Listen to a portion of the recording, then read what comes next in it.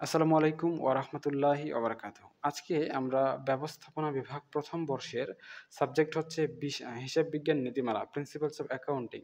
Subject code ২১-২৬-০৫। এটার অধ্যায় ভিত্তিক সাজেশন দিব ২০২৪ সালের জন্য। এই বইটা সম্পূর্ণটাই আমরা অনলাইনে প্রাইভেট ব্যাচ এর মাধ্যমে প্রাইভেট পড়াচ্ছি। আপনারা যদি কেউ চান তাহলে আমাদের অনলাইন প্রাইভেট ব্যাচে যুক্ত হতে পারেন। একদমই নামমাত্র ফি দিয়ে A to Z প্রথম থেকে শেষ পর্যন্ত যতগুলো অঙ্ক রয়েছে, যতগুলো ফরম্যাটের অঙ্ক রয়েছে সবগুলোই আমরা কভার করে দিচ্ছি। তো এখানে আমি অধ্যায়ভিত্তিক সাজেশন দিব। আপনাদের এখানে টোটাল ৯ টা চ্যাপ্টারে ম্যাথ রয়েছে। ২ থেকে ১০ পর্যন্ত। তো কোন চ্যাপ্টার কতটুকু গুরুত্বপূর্ণ এটা বোঝানোর জন্য আমি চ্যাপ্টারের ভিতরে স্টার ব্যবহার করেছি। যেমন ২য় অধ্যায় ফাইন্যান্সিয়াল অ্যাকাউন্টিং প্রসেস এটাকে ১০০ স্টার দেওয়া হয়েছে।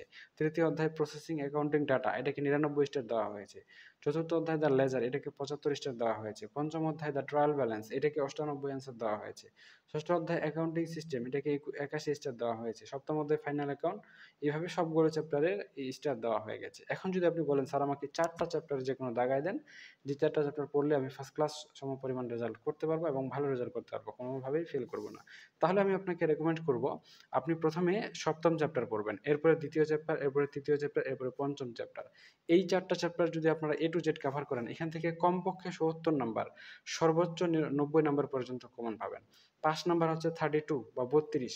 32 এ পাস যদি আপনি ৭০ থেকে ৯০ নাম্বারের মধ্যে কমন পান, তাহলে এই বিষয়টা তো আপনাদের জন্য বেনিফিশিয়াল হবে। কারণ মোটামুটি এই ৪ টা চ্যাপ্টার থেকেই সবচেয়ে বেশি প্রশ্ন করা হয়।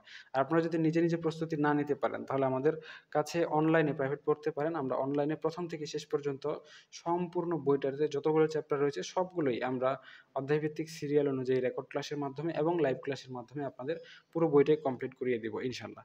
তো ঠিক আছে, আজকে পর্যন্তই। আপনাদের কোনো প্রশ্ন থাকলে কমেন্ট সেকশনে জানাতে পারেন। খোদা হাফেজ।